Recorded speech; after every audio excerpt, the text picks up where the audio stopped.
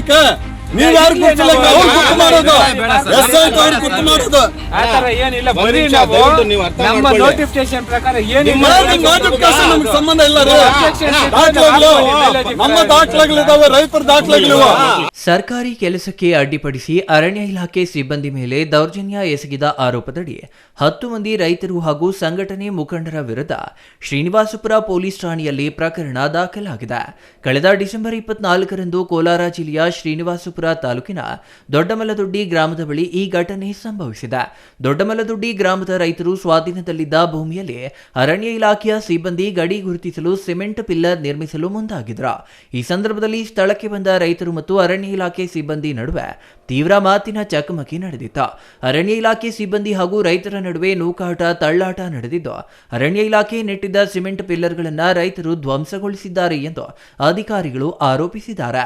ಈ ಕೃತ್ಯದಿಂದ ಸರ್ಕಾರಕ್ಕೆ ಅಂದಾಜು 60,000 ರೂಪಾಯಿ ನಷ್ಟ ಉಂಟಾಗಿದೆ ಎಂದು ಇಲಾಖೆ ತಿಳಿಸಿದ್ದು, ಕರ್ತವ್ಯ ನಿರ್ವಹಿಸುತ್ತಿದ್ದ ಉಪವಲಯ ಅರಣ್ಯಾಧಿಕಾರಿ ಅನಿಲ್ ಕುಮಾರ್, ಕೃಷ್ಣಮೂರ್ತಿ, ಅನಿಲ್ ಕುಮಾರ್ ಮತ್ತು ಮೋಹನ್ ಸಿಂಗ್ ಅವರ ಮೇಲೆ ರೈತ ಮುಖಂಡರು ದೌರ್ಜನ್ಯ ಎಸಗಿದ್ದಾರೆ ಎಂದು ದೂರಿನಲ್ಲಿ ವಿವರಿಸಲಾಗಿದೆ.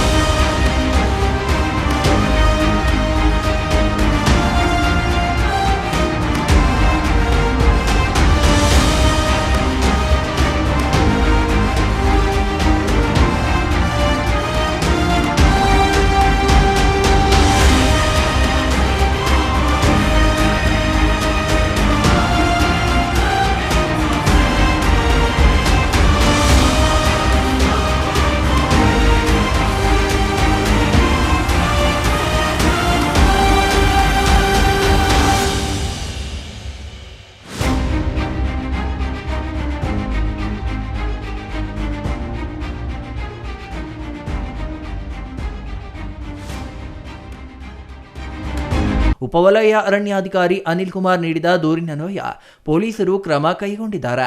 ಪಾತಕೋಟೆ ನವೀನ್, ಸತೀಶ್, ಬಿವಿ ಗೋವಿಂದರೆಡ್ಡಿ, ಶ್ರೀನಿವಾಸ ರೆಡ್ಡಿ, ಲಕ್ಷ್ಮೀನಾರಾಯಣ ರೆಡ್ಡಿ, ಬೈರಾರೆಡ್ಡಿ, ಚಿಕ್ಕದೇವಣ್ಣ, ಟಿ ಶಾಂತಮ್ಮ ಸೇರಿದಂತೆ ಒಟ್ಟು 10 ರೈತರ ಮೇಲೆ ಶ್ರೀನಿವಾಸಪುರ ಪೊಲೀಸರು ಪ್ರಕರಣ ದಾಖಲು ಮಾಡಿಕೊಂಡಿದ್ದು ತನಿಖೆ ಕೈಗೆತ್ತಿಕೊಂಡಿದ್ದಾರೆ. Chandrashekar, CTV news, Srinivaspur.